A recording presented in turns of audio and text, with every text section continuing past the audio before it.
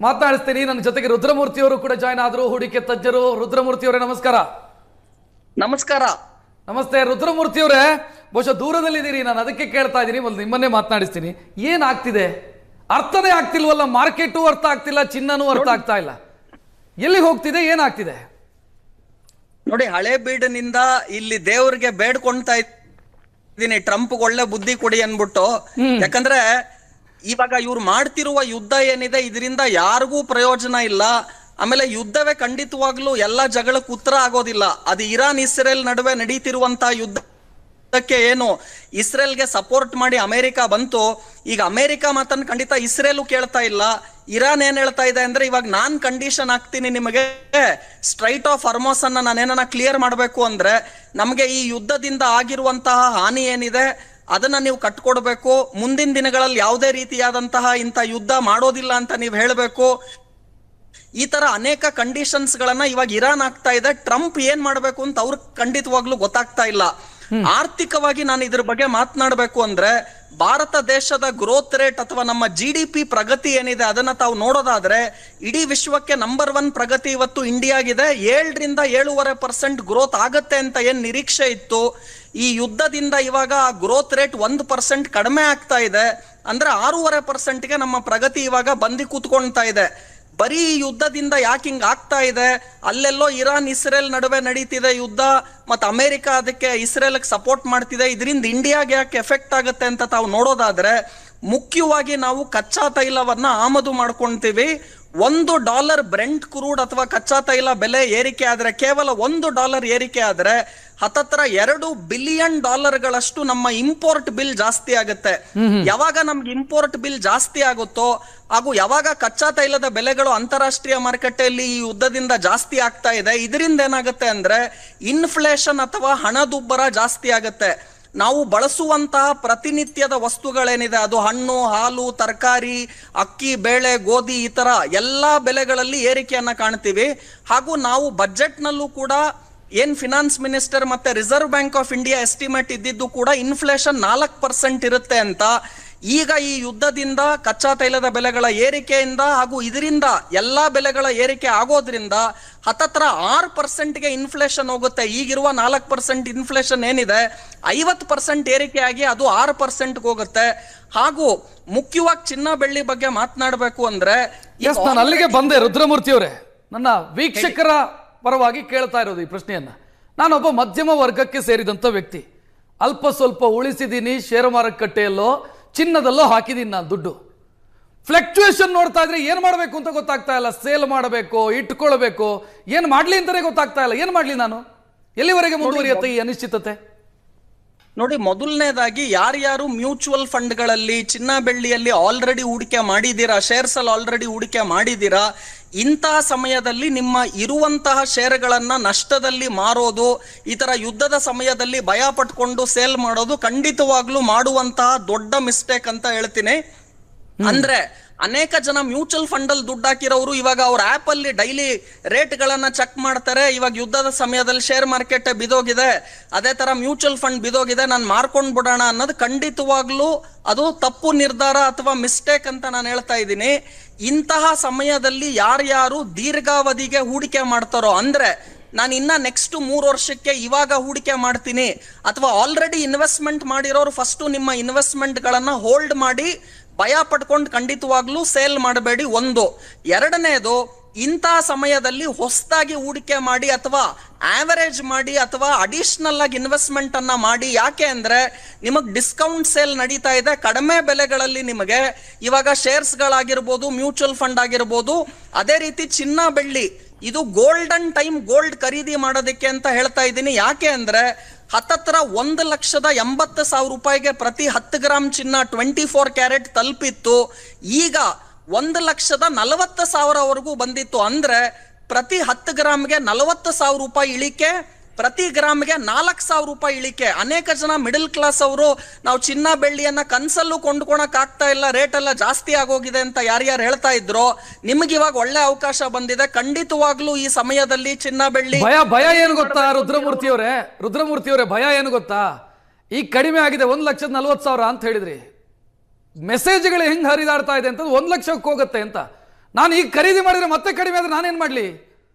ತುಂಬಾ ಒಳ್ಳೆ ಪ್ರಶ್ನೆ ಕೇಳ್ತಿದ್ದೀರಾ. ಇದಕ್ಕೆ ಉತ್ತರ ತುಂಬಾ ಸಿಂಪಲ್ ಆಗಿ ಹೇಳ್ತೀನಿ. ಆಕ್ಚುಲಿ ನಾನು ನಿನ್ನೆ ಮೊನ್ನೆ ನಿಮ್ ಚಾನಲ್ ಅಲ್ಲೂ ಕೂಡ ನ್ಯೂಸ್ ಅಲ್ಲಿ ಹೇಳ್ತಾ ಇದ್ದೆ, ಚಿನ್ನ ಖರೀದಿ ಮಾಡೋದಕ್ಕೆ ಇದು ಗೋಲ್ಡನ್ ಟೈಮ್ ಮಿಸ್ ಮಾಡಬೇಡಿ ಅಂತ. ಯಾಕೆ ಅಂದ್ರೆ ಈಗ ಆಲ್ರೆಡಿ 1,40,40,000 ಏನು 24 ಕ್ಯಾರೆಟ್ ಚಿನ್ನ ಬಂದಿತ್ತು, ಇವಾಗ ಆಲ್ರೆಡಿ 10,000 ರೂಪಾಯಿ ಏರಿಕೆಯನ್ನ ಕೇವಲ ಕಳೆದ ಒಂದೆರಡು ದಿವಸದಲ್ಲಿ ನೋಡಿದೀವಿ. ಇವಾಗ ನಿಮಗೆ ಖಂಡಿತವಾಗ್ಲೂ 1,40,40,000 ಸಿಗ್ತಾ ಇಲ್ಲ. ಇವತ್ತಿನ ಬೆಲೆ, ಈಗಿನ ಬೆಲೆ 1.5 ಲಕ್ಷ 10 ಗ್ರಾಮ್ಗೆ 24 ಕ್ಯಾರೆಟ್ ಅಪರಂಜಿ ಚಿನ್ನ ಆಗಿದೆ. ನೀವೇನ್ 22 ಕ್ಯಾರೆಟ್ ಚಿನ್ನ ಬಳಸ್ತೀರಾ ಆಭರಣ ಚಿನ್ನ ಅಂತ, ಅದು ನಿಮ್ಗೆ ಹತ್ತತ್ರ ನೋಡೋದಾಯ್ತು ಅಂದ್ರೂ 13,800 13,900 ಇದೆ. ಬೆಳ್ಳಿ 2,20,000 ಬಂದಿತ್ತು 2 ದಿವಸದ ಹಿಂದೆ. ಈಗ ಆಲ್ರೆಡಿ ಬೆಳ್ಳಿ 2.5 ಲಕ್ಷಕ್ಕೆ ಹೋಗಿದೆ. ಅಂದ್ರೆ ಕೇವಲ ಒಂದೆರಡು ದಿವಸದಲ್ಲಿ 2,20,000 ಇಂದ 2,50,000 ಬೆಳ್ಳಿ ಹೋಗಿದೆ. ಸೊ ನಿಮ್ ಪ್ರಶ್ನೆಗೆ ನಾನು ಕ್ಲಿಯರ್ ಆಗಿ ಉತ್ತರ ಕೊಡ್ತಾ ಇದ್ದೀನಿ. ನೋಡಿ, ಯಾರೂ ಕೂಡ ಕಡಿಮೆ ಬೆಲೆಯಲ್ಲಿ ಲೋಯೆಸ್ಟ್ ರೇಟ್ ಅಲ್ಲಿ ಖರೀದಿ ಮಾಡೋದಕ್ಕೆ ಆಗೋದಿಲ್ಲ. ಇಬ್ಬರಿಗೆ ಸಾಧ್ಯ. ಯಾರಿಗೆ ಅಂದ್ರೆ, ಒಂದು ದೇವರಾಗಿರ್ಬೇಕು, ನೀವು ಗಾಡ್ ಅಂತ ಕರಿತೀವಿ. ಎರಡನೇದು ಲಯರ್, ಸುಳ್ಳೇಳವರು. ಸೊ ಈ ಸುಳ್ಳೇಳವರು ಅಥವಾ ದೇವರು, ಇವರಿಬ್ರು ಮಾತ್ರ ಲೋಯೆಸ್ಟ್ ರೇಟ್ ಅಲ್ಲಿ ಬೈ ಮಾಡಿ ಹೈಯೆಸ್ಟ್ ರೇಟ್ ಅಲ್ಲಿ ಸೆಲ್ ಮಾಡಿಬಿಡ್ತಾರೆ ಅವರು. ಸೊ ಸಾಮಾನ್ಯ ಜನ ಆಗ್ಲಿ, ನಾನಾಗ್ಲಿ, ಯಾರೇ ಆಗ್ಲಿ, ನಾವು ಲೋಯೆಸ್ಟ್ ರೇಟ್ ಅಲ್ಲಿ ಬೈ ಮಾಡೋದು ಬೇಡ, ಹತ್ತತ್ರ ಲೋಯೆಸ್ಟ್ ರೇಟ್ ಬೈ ಮಾಡಿದ್ರೆ ಸಾಕು. ಸೊ ನನ್ನ ಪ್ರಕಾರ ಇಲ್ಲಿಂದ ಇಳಿಕೆ ಆದ್ರೂ ಕೂಡ ಚಿನ್ನ ಬೆಳ್ಳಿಯಲ್ಲಿ ಒಂದು 5-10% ಇಳಿಕೆ ಆಗ್ಬೋದೇ ಹೊರತು ಅದಕ್ಕೂ ಜಾಸ್ತಿ ಆಗೋದಿಲ್ಲ. ಹಾಗಾಗಿ ನೀವೇನ್ ಮಾಡಿ ಅಂದ್ರೆ, ಈಗ ಉದಾಹರಣೆಗೆ ನಾನೊಂದು 10 ಗ್ರಾಮ್ ಚಿನ್ನ ಕೊಂಡ್ಕೋಬೇಕು ಅಂತ ನೀವಿದ್ರೆ ಅಟ್ಲೀಸ್ಟ್ ಒಂದು 20-30% ಅದನ್ನ ಇವಾಗ್ಲೇ ಖರೀದಿ ಮಾಡಿ. ಅಂದ್ರೆ ಒಂದು 2-3 ಗ್ರಾಮ್ ಇವಾಗ ಖರೀದಿ ಮಾಡಿ. ಬೈ ಚಾನ್ಸ್ ಇನ್ನ ಕಡಿಮೆ ಆಯ್ತು ಅಂದ್ರೆ ಇನ್ನೊಂದು 2-3 ಗ್ರಾಮ್ ಖರೀದಿ ಮಾಡಿ. ಆತರ ನೀವ್ ಏನ್ ಹೂಡಿಕೆ ಮಾಡಬೇಕು ಅಂತಿದ್ದೀರಾ ಅದನ್ನ 4 ಭಾಗವಾಗಿ ವಿಂಗಡಣೆ ಮಾಡಿ. ಒಂದು ಭಾಗವನ್ನ ಇವಾಗ ಖಂಡಿತವಾಗ್ಲೂ ಹೂಡಿಕೆ ಮಾಡಿ, ಇನ್ನೊಂಚೂರು ಕೆಳಗಡೆ ಬೈ ಚಾನ್ಸ್ ಬಂದ್ರೆ ಮತ್ತೊಂದು ಭಾಗವನ್ನ ಹೂಡಿಕೆ ಮಾಡಿ. ಸೊ ನಿಮ್ ಪ್ರಕಾರ ಏನಾನ ನಾನು ಲೋಯೆಸ್ಟ್ ರೇಟ್ ಬಂದ್ಬಿಡುತ್ತೆ, ನಾನು ಬೆಳ್ಳಿ 2 ಲಕ್ಷ ಬಂದಾಗ ತಗೊಂತೀನಿ, ಅಥವಾ ಚಿನ್ನ ನನಗೆ 1 ಲಕ್ಷ ಬಂದ್ಬಿಡುತ್ತೆ ಅವಾಗ ತಗೊಂತೀನಿ ಅಂತ ಕಾಯ್ತಾ ಕೂತ್ಕೊಂಡ್ರೆ, ಈಗ ಆಲ್ರೆಡಿ ಕಳೆದ 2 ದಿವಸದಲ್ಲಿ ರೇಟ್ ಮೇಲ್ ಹೋಗಿದೆ. ಸೊ ನಾನೇನ್ ಹೇಳ್ತೀನಿ ಅಂದ್ರೆ, ಇದು ಗೋಲ್ಡನ್ ಟೈಮ್ ಗೋಲ್ಡ್ಗೆ ಇನ್ವೆಸ್ಟ್ಮೆಂಟ್ ಮಾಡಬೇಕು ಅಂತಿರೋರ್ಗೆ. ಯಾಕೆ ಅಂದ್ರೆ ಆಲ್ರೆಡಿ ಇಳಿಕೆಯನ್ನ ನೀವು ಕೇವಲ 15 ದಿವಸದಲ್ಲಿ, ಕಳೆದ 43 ವರ್ಷದಲ್ಲಿ ಹೈಯೆಸ್ಟ್ ಫಾಲ್ ಆಗಿರೋದು ಗೋಲ್ಡ್ ಸಿಲ್ವರ್ ಅಲ್ಲಿ ಇದೇ ಪ್ರಪ್ರಥಮ ಬಾರಿಗೆ. ಬರೀ 15 ದಿವಸದಲ್ಲಿ ಬೆಳ್ಳಿಯಲ್ಲಿ ನಿಮಗೆ 2 ಲಕ್ಷ ರೂಪಾಯಿ ಕೆಜಿಗೆ ಇಳಿಕೆ ಆಗಿದೆ. ಅಂದ್ರೆ ಕೇವಲ 15 ದಿವಸ ಹಿಂದೆ 4,20,000 ರೂಪಾಯಿಗೆ ಯಾರ್ಯಾರು ಬೆಳ್ಳಿ ತಗೊಂಡ್ರೋ ಇವತ್ತು ನಿಮಗೆ ಕೇವಲ 2,50,000 ಇವಾಗ ಸಿಗ್ತಾ ಇದೆ.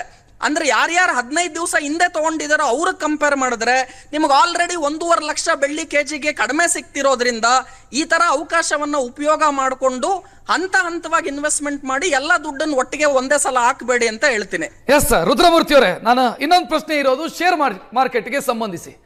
ಬಹಳ ಕಷ್ಟಪಟ್ಟು ಪೋರ್ಟ್ಫೋಲಿಯೋಗಳನ್ನ ಸ್ಟಡಿ ಮಾಡಿ ಏನೋ ಒಂದು ಶೇರ್ಗಳನ್ನು ನಾನು ತೆಗೆದುಕೊಂಡಿದ್ದೀನಿ. ಅದು ಕಳೆದೊಂದು ವರ್ಷದಿಂದ ಮೇಲಕ್ಕೆ ಹೋಗ್ತಾ ಇಲ್ಲ, ನಿಂತಲ್ಲಿ ನಿಂತಿದೆ. ಏನು ಮಾಡ್ಲಿ ನಾನು? ಅದನ್ನು ಇಟ್ಕೊಂಡು ಏನು ಮಾಡ್ಲಿ? ಸೇಲ್ ಮಾಡ್ಲಾ, ಇಟ್ಕೊಳ್ಳ, ಏನು ಮಾಡ್ಲಿ ನಾನು? ನೋಡಿ, ಮೊದಲನೇದಾಗಿ ಈಗ ಏನ್ ಶೇರ್ಸ್ ನಿಮ್ಮ ಹತ್ರ ಇದೆ ಅದನ್ನ ಖಂಡಿತವಾಗ್ಲೂ ಮಾರಾಟ ಮಾಡೋ ಅಂತ ಸಮಯ ಇದಲ್ಲ ಅಂತ ಹೇಳ್ತಾ ಇದ್ದೀನಿ. ಅಂದ್ರೆ ನೋಡಿ, ಈಗ ಯುದ್ಧದ ಸಮಯದಲ್ಲಿ ಏನ್ ಶೇರ್ ಮಾರ್ಕೆಟ್ ಅಲ್ಲಿ ಇಳಿಕೆ ಆಗಿದೆ, ಮ್ಯೂಚುವಲ್ ಫಂಡ್ ಗಳಲ್ಲಿ ಇಳಿಕೆ ಆಗಿದೆ, ಇಂಥ ಸಮಯದಲ್ಲಿ ಪ್ಯಾನಿಕ್ ಆಗ್ಬಿಟ್ಟು ಮೊದಲನೇದಾಗಿ ಎಕ್ಸಿಟ್ ಮಾಡಬೇಡಿ, ಲಾಸ್ ಅನ್ನ ಬುಕ್ ಮಾಡಬೇಡಿ ಅಂತ ಹೇಳ್ತೀನಿ. ಇದು ಫಸ್ಟ್ ನಾನು ಆಲ್ರೆಡಿ ಇನ್ವೆಸ್ಟ್ ಮಾಡಿರೋರಿಗೆ ಹೇಳ್ತಾ ಇರುವಂತಹ ಮಾಹಿತಿ. ಆಮೇಲೆ ರುದ್ರಮೂರ್ತಿ ಅವರೇ, ಭಯ ಏನಕ್ಕೆ ಗೊತ್ತಾ? ಈಗ ಟ್ಯಾಕ್ಸ್ ವಿಚಾರ ಬಂದಾಗ್ಲೂ ಕೂಡ ಇದೇ ರೀತಿ ಮಾರ್ಕೆಟ್ ಅಲ್ಲಿ ದೊಡ್ಡ ಮಟ್ಟದ ಫ್ಲಕ್ಚುಯೇಷನ್ ಆಯಿತು. ನಂತರ ಡೊನಾಲ್ಡ್ ಟ್ರಂಪ್ ಇರಾನ್ ವಿರುದ್ಧ ಯುದ್ಧ ಸಾರಿದ್ರು. ನಾಳೆ ಇನ್ನೊಂದು ದೇಶದ ವಿರುದ್ಧ ಯುದ್ಧ ಸಾರಬಹುದು, ಅವರನ್ನು ಅಂದಾಜು ಮಾಡೋದಕ್ಕಾಗ್ತಿಲ್ಲ. ನಾನು ಎಷ್ಟು ದಿನ ಕಾಯಿಲಿ ಶೇರ್ ಮಾರ್ಕೆಟ್ ಅಲ್ಲಿ? ಲಾಭಕ್ಕೆ ಬರ್ತಿಲ್ವಲ್ಲ ನಾನು. ನೋಡಿ, ಮೊದಲನೇದಾಗಿ ಎಲ್ಲ ಏನ್ ತಿಳ್ಕೋಬೇಕು, ನೀವು ಶೇರ್ ಮಾರ್ಕೆಟ್ ಅಲ್ಲಿ ಹೂಡಿಕೆ ಮಾಡ್ತಾ ಇದ್ದೀರಾ ಅಂದ್ರೆ ಅದರ ಮೊದಲನೇ ಪಾಯಿಂಟ್ ಏನು ಅಂದ್ರೆ, ಲಾಂಗ್ ಟರ್ಮ್ ಇದ್ದಾಗ ಮಾತ್ರ ಶೇರ್ಸ್ ಅಲ್ಲಿ ನೀವು ಇನ್ವೆಸ್ಟ್ಮೆಂಟ್ ಮಾಡಬೇಕೇ ಹೊರತು ಕೇವಲ ನಾನು 2 ತಿಂಗಳಿಗೆ 3 ತಿಂಗಳಿಗೆ ಇಲ್ಲ ಇಂಟ್ರಾಡೇ ಟ್ರೇಡ್ ಮಾಡ್ತೀನಿ ಇಂಥವ್ರೆಲ್ಲ first of all share market ಅಲ್ಲಿ ಇನ್ವೆಸ್ಟೇ ಮಾಡಬೇಡಿ ಅಂತೀನಿ. ಅಥವಾ ನೀವು ಫುಲ್ ಪ್ರೊಫೆಷನಲ್ ಆಗಿರ್ಬೇಕು, 24/7 ಇದೇ ಕೆಲಸ ಮಾಡಬೇಕು ಅಂಥವ್ರು ಬೇಕಾದ್ರೆ ಶಾರ್ಟ್ ಟರ್ಮ್ ಟ್ರೇಡಿಂಗ್ ಮಾಡಬಹುದು. ಸೊ ನಾನೇನ್ ಹೇಳ್ತಿದ್ದೀನಿ ಅಂದ್ರೆ, ನೀವು ಹೇಳ್ದಂಗೆ ಯುದ್ಧ ಖಂಡಿತವಾಗ್ಲೂ ಇನ್ನ ಮುಂದುವರಿಯುವ ಸಾಧ್ಯತೆ ಇದೆ, ಅಥವಾ ಇದು ಇನ್ನ ಏನಾನ ಎಸ್ಕಲೇಟ್ ಆಗ್ಬಿಟ್ಟು ರಷ್ಯಾ ಚೈನಾ ಎಲ್ಲ ಸೇರಿದ್ರು ಈ ಯುದ್ಧಕ್ಕೆ ಅಂದ್ರೆ ಖಂಡಿತ ಶೇರು ಮಾರ್ಕೆಟ್ ಇಲ್ಲಿಂದ ಇನ್ನೊಂಚೂರು ಇಳಿಕೆನೂ ಕೂಡ ಆಗಬಹುದು. ಸೊ ರಿಸ್ಕ್ ಅನ್ನೋದು ಖಂಡಿತವಾಗ್ಲೂ ಎಲ್ಲಾ ಇನ್ವೆಸ್ಟ್ಮೆಂಟ್ ಗಳಲ್ಲಿ ಇರುತ್ತೆ. ಆದ್ರೆ ನಾವು ಆ ರಿಸ್ಕ್ ಅನ್ನ ಮ್ಯಾನೇಜ್ ಮಾಡ್ಬೇಕಾಗತ್ತೆ. ಸೊ ನಾನು ಸಾಲ ಮಾಡ್ಬಿಟ್ಟು ದುಡ್ಡನ್ನ ಶೇರ್ ಮಾರ್ಕೆಟ್ಗೆ ಹಾಕ್ತೀನಿ, ಸಾಲ ಮಾಡ್ಬಿಟ್ಟು ಚಿನ್ನ ಬೆಳ್ಳಿ ಖರೀದಿ ಮಾಡ್ತೀನಿ ಅಂತ ಮಿಸ್ಟೇಕ್ ಗಳನ್ನ ಮಾಡಬಾರ್ದು. ಸೊ ನಿಮ್ಮ ಉಳಿತಾಯದ ಒಂದು ಭಾಗವನ್ನ ಶೇರ್ಸ್ ಅಲ್ಲಿ ಹಾಕಿ, ಮತ್ತೊಂದು ಭಾಗವನ್ನ ಮ್ಯೂಚುವಲ್ ಫಂಡ್ ಅಲ್ಲಿ ಹಾಕಿ, ಇನ್ನಷ್ಟು ಭಾಗವನ್ನ ಖಂಡಿತ ಚಿನ್ನ ಬೆಳ್ಳಿಯಲ್ಲಿ ಹಾಕಿ, ಇನ್ನೊಂದ್ ಚೂರನ್ನ ರಿಯಲ್ ಎಸ್ಟೇಟ್ಗೆ ಹಾಕಿ, ಈ ತರ ವಿಂಗಡಣೆ ಮಾಡಿ ಹೂಡಿಕೆ ಮಾಡಬೇಕೇ ಹೊರತು ಎಲ್ಲಾ ದುಡ್ಡನ್ನ ಒಂದೇ ಒಂದು ಅಸೆಟ್ ಕ್ಲಾಸ್ಗೆ ಹಾಕ್ತೀನಿ ಅನ್ನೋದು ಖಂಡಿತ ತಪ್ಪಾಗತ್ತೆ. ಆಮೇಲೆ ನೀವು ಹೇಳ್ದಂಗೆ ಖಂಡಿತ ಯುದ್ಧ ಎಸ್ಕಲೇಷನ್ ಏನಾನ ಆಯ್ತು ಅಂದ್ರೆ ಶೇರ್ ಮಾರ್ಕೆಟ್ ಇನ್ನೊಂಚೂರು ಇಳಿಕೆ ಆಗಬಹುದು. ಆದರೆ ಉತ್ತಮವಾದಂತಹ ಕಂಪನಿಗಳ ಶೇರ್ಗಳು ನಿಮ್ಗೆ ಇಂಥ ಸಮಯದಲ್ಲೇ ಡಿಸ್ಕೌಂಟ್ ಅಲ್ಲಿ ಸಿಗುತ್ತೆ. ಯಾವ್ದಿದು ಉತ್ತಮವಾದಂತಹ ಕಂಪನಿ ಅಂದ್ರೆ, ಫಾರ್ ಎಕ್ಸಾಂಪಲ್ ಇವಾಗ ಬ್ಯಾಂಕಿಂಗ್. ರುದ್ರಮೂರ್ತಿ ಅವರೇ, ಜನ ಏನ್ ಹೇಳ್ತಿದ್ದಾರೆ ಗೊತ್ತಾ? ನಾನು ಷೇರು ಮಾರುಕಟ್ಟೆಯನ್ನು ಸ್ಟಡಿ ಮಾಡಿ ಕಷ್ಟಪಟ್ಟು ಉತ್ತಮ ಕಂಪನಿಗಳ ಶೇರನ್ನೇ ಖರೀದಿ ಮಾಡಿದ್ದೀನಿ. ಕಳೆದೊಂದು ವರ್ಷದಿಂದ ಅದು ಮೇಲಕ್ಕೆ ಹೋಗ್ತಾ ಇಲ್ಲ. FD ಅಲ್ಲಿ ಇಟ್ಟಿದ್ರು ನನಗೆ ಬರ್ತಿತ್ತು, ಬ್ಯಾಂಕಲ್ಲಿ FD ಅಲ್ಲಿ ಇಟ್ಟಿದ್ರು ರಿಟರ್ನ್ಸ್ ಬರ್ತಾ ಇತ್ತು, ಇದ್ರಲ್ಲಿ ಏನೋ ಬರ್ತಿಲ್ಲ ನನಗೆ ಅಂತ. ನೋಡಿ, ತುಂಬಾ ಒಳ್ಳೆ ಪ್ರಶ್ನೆ. FD ಗೆ ನೀವು ಕಂಪೇರ್ ಮಾಡಿ ಏನ್ ಹೇಳ್ತಾ ಇದ್ದೀರಾ, ಅದು ಕರೆಕ್ಟ್ ಇದೆ. FD ಇಟ್ಟಿದ್ರೆ ನಿಮ್ಗೆ 6% 7% ಬರ್ತಾ ಇತ್ತು. FD ಬಿಟ್ಬಿಡಿ, ನಾನು ಲಾಸ್ಟ್ 2 ವರ್ಷದಲ್ಲಿ ಶೇರ್ಸ್ ಅಲ್ಲಿ ಹಾಕಿರೋದು, ನಾನು ಹಾಕಿರೋ ಬಂಡವಾಳನೇ ಬರ್ತಾ ಇಲ್ಲ, 2 ವರ್ಷದಲ್ಲಿ -30% 40% ಆಗೋಗಿದೆ ಅಂತಾನು ಅನೇಕ ಜನ ಹೇಳ್ತಾ ಇದ್ದಾರೆ. ಆದ್ರೆ ಶೇರ್ ಮಾರ್ಕೆಟ್ ಅನ್ನ 1 ವರ್ಷಕ್ಕೆ 2 ವರ್ಷಕ್ಕೆ ಶಾರ್ಟರ್ ಟರ್ಮ್ಗೆ ಕಂಪೇರ್ ಮಾಡಬೇಡಿ. ಕಳೆದ 10 ವರ್ಷ ಹಿಸ್ಟ್ರಿ ತಗೊಳ್ಳಿ. ಈಗ 10 ವರ್ಷದಲ್ಲಿ ನೀವೇನಾನ FD ದುಡ್ಡು ಹಾಕಿದ್ರೆ ಏನಾಗ್ತಾ ಇತ್ತು, ಅದೇ 10 ವರ್ಷ ನಾನು ದುಡ್ಡನ್ನ HDFC ಬ್ಯಾಂಕ್ ಅಲ್ಲಿ ಹಾಕಿದೀನಿ. ಇನ್ಫ್ಯಾಕ್ಟ್ HDFC ಬ್ಯಾಂಕ್ ಅಲ್ಲಿ ಕಳೆದ 3-4 ವರ್ಷದಲ್ಲಿ ಏನೂ ರಿಟರ್ನ್ ಬಂದಿಲ್ಲ. ಸೊ ನಾವು ಬರೀ ಶಾರ್ಟರ್ ಟರ್ಮ್ 2 ವರ್ಷ 3 ವರ್ಷ ಕಂಪೇರ್ ಮಾಡಬೇಡಿ. ನೀವು ನಿಫ್ಟಿ ಸೆನ್ಸೆಕ್ಸ್ ಅನ್ನೇ ತಗೊಳ್ಳಿ ಓವರ್ ಆಲ್, ಅಥವಾ ನೀವು ಯಾವುದೇ ಒಳ್ಳೆ ಶೇರ್ಸ್ ಗಳನ್ನ ನೋಡಿದ್ರೆ 15-20% ರಿಟರ್ನ್ ಆವರೇಜ್ ಆಗಿ ವರ್ಷಕ್ಕೆ ಸಿಗುತ್ತೆ. ಸೊ ನೀವಿವಾಗ ನಾನು ಲಾಸ್ಟ್ 1 ವರ್ಷದಲ್ಲಿ ಬೆಳ್ಳಿಯಲ್ಲಿ ದುಡ್ಡು ಹಾಕಿದ್ರೆ, ಚಿನ್ನದಲ್ಲಿ ದುಡ್ಡು ಹಾಕಿದ್ರೆ 100% ಆಯ್ತು, 150% ಆಯ್ತು ಅಂತ ಇದು ಯಾರಿಗೂ ಗೊತ್ತಿರಲಿಲ್ಲ. ನನಗ್ ಬಿಡಿ, ನಾನು ಚಾರ್ಟರ್ಡ್ ಅಕೌಂಟೆಂಟ್ ಇದ್ದೀನಿ, 25 ವರ್ಷ ಮಾರ್ಕೆಟ್ ಎಕ್ಸ್ಪೀರಿಯನ್ಸ್ ಇದೆ, ಇದೆಲ್ಲ ಇದ್ರೂ ಕೂಡ 150% ಮೇಲೆ ಹೋಗುತ್ತೆ ಬೆಳ್ಳಿ 1 ವರ್ಷಕ್ಕೆ ಅಂತ ಯಾರಿಗೂ ಗೊತ್ತಿರಲಿಲ್ಲ. ಹಂಗ್ ಗೊತ್ತಿದ್ರೆ ಮನೆ ಮಠ ಎಲ್ಲ ಮಾರ್ಬಿಟ್ಟು ಬ್ಯಾಂಕಲ್ಲಿ ಲೋನ್ ತಗೊಂಡು ನಾವ್ ಎಲ್ಲಾನು 150% ಹೂಡಿಕೆಯನ್ನ ಬರೀ ಬೆಳ್ಳಿಯೆಲ್ಲ ಮಾಡ್ಬಿಡ್ಬೋದಿತ್ತು. ಇದಕ್ಕೆ ನನಗೊಬ್ಬರು ಮಾತು ತುಂಬಾ ಚೆನ್ನಾಗಿ ಹೇಳಿದ್ರು. ಏನು ಅಂದ್ರೆ, ನೀವೇನಾನ ರುದ್ರಮೂರ್ತಿ ಅವರೇ, ಇದು 150% ಬೆಳ್ಳಿ ರಿಟರ್ನ್ ಬಂತು, ನೀವು ಚಿಕ್ಕ ಹುಡುಗನಾಗಿದ್ದಾಗ ಚೆನ್ನಾಗಿ ಓದ್ಬಿಟ್ಟಿದ್ರೆ ಇವಾಗ ನೀವು IAS ಮಾಡ್ಬೋದಿತ್ತು, KAS ಮಾಡ್ಬೋದಿತ್ತು, ಅಥವಾ ನೀವು ಟೀ ಅಂಗಡಿ ಇಟ್ಟಿದ್ರೆ ಮೋದಿ ಆಗ್ಬೋದಿತ್ತು. ಅಂದ್ರೆ ಆಗ್ಬೋದಿತ್ತು, ಮಾಡ್ಬೋದಿತ್ತು, ಈ ತರ ಹೈಂಡ್ ಸೈಟ್ ಅಲ್ಲಿ ಇದೆಲ್ಲ ಚೆನ್ನಾಗಿ ಕಾಣುತ್ತೆ. ನೀವ್ ಹೇಳ್ದಂಗೆ ಕಳೆದ 1 ವರ್ಷದಲ್ಲಿ ನಾನು ಬೆಳ್ಳಿಲಿ ದುಡ್ಡು ಹಾಕ್ಬಿಟ್ಟಿದ್ರೆ 150% ಆಗ್ತಿತ್ತು. ಅದಾಗತ್ತೆ ಅಂತ ಯಾರಿಗೂ ಗೊತ್ತಿರ್ಲಿಲ್ಲ.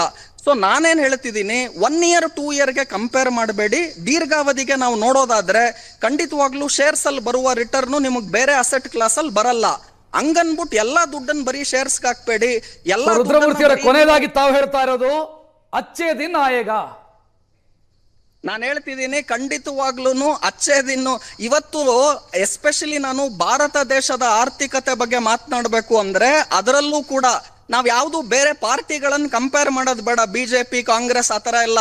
ನಾನು ಒಂದು ಮಾತೇನ್ ಹೇಳ್ತಿದ್ದೀನಿ ಅಂದ್ರೆ, ಒಬ್ಬ ಟ್ರಂಪ್ ಇಡೀ ವಿಶ್ವವನ್ನ ಇಷ್ಟು ಮಿಸ್ಟೇಕ್ ಆಗ್ತಾ ಇದೆ. ಆಮೇಲೆ ನಾನು ಮೊನ್ನೆ ಒಂದ್ ಕಡೆ ಓದ್ತಾ ಇದ್ದೆ, ತುಂಬಾ ಚೆನ್ನಾಗಿ ಹೇಳಿದ್ರು, ಈ ಯುದ್ಧ ನಿಲ್ಲಿಸ್ಬೇಕು ಇವಾಗ ಅಂದ್ರೆ ಟ್ರಂಪ್ ಹೇಳ್ತಿದ್ದಾರೆ ಸ್ಟ್ರೈಟ್ ಆಫ್ ಹಾರ್ಮಸ್ ಅನ್ನ ಓಪನ್ ಮಾಡಿದ್ರೆ ನಾವು ಯುದ್ಧ ನಿಲ್ಲಿಸ್ತೀವಿ ಅಂತ. ಯುದ್ಧ ಮಾಡಕ್ ಮುಂಚೆ ಸ್ಟ್ರೈಟ್ ಆಫ್ ಹಾರ್ಮಸ್ ಓಪನ್ನೇ ಇತ್ತು. ಅಂದ್ರೆ ಇವ್ರು ಯುದ್ಧ ಮಾಡ್ಬಿಟ್ಟು ಸ್ಟ್ರೈಟ್ ಆಫ್ ಹಾರ್ಮಸ್ ಅನ್ನ ಕ್ಲೋಸ್ ಮಾಡಿಸಿ ಈಗ ತಿರ್ಗಾ ನಾವ್ ಯುದ್ಧ ನಿಲ್ಲಿಸ್ಬೇಕಂದ್ರೆ ಸ್ಟ್ರೈಟ್ ಆಫ್ ಹಾರ್ಮಸ್ ಅನ್ನ ಓಪನ್ ಮಾಡಿ ಅಂತ ಕೇಳ್ತಾ ಇದಾರೆ. ಅದು ಆಲ್ರೆಡಿ ಓಪನ್ ಇತ್ತು ಯುದ್ಧದ ಮುಂಚೆ.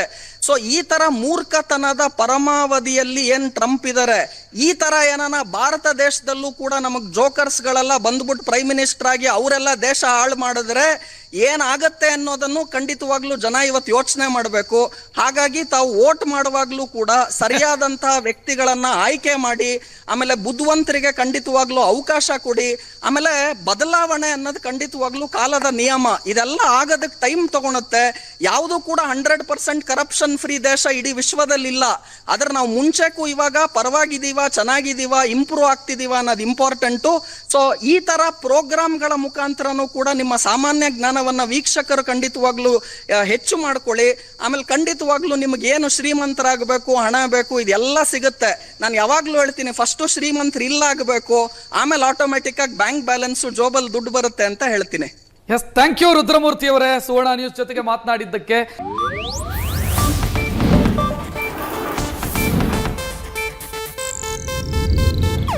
ಇದು ಏಷ್ಯಾನೆಟ್ ನ್ಯೂಸ್ ನೆಟ್ವರ್ಕ್ ಪ್ರಸ್ತುತಿ.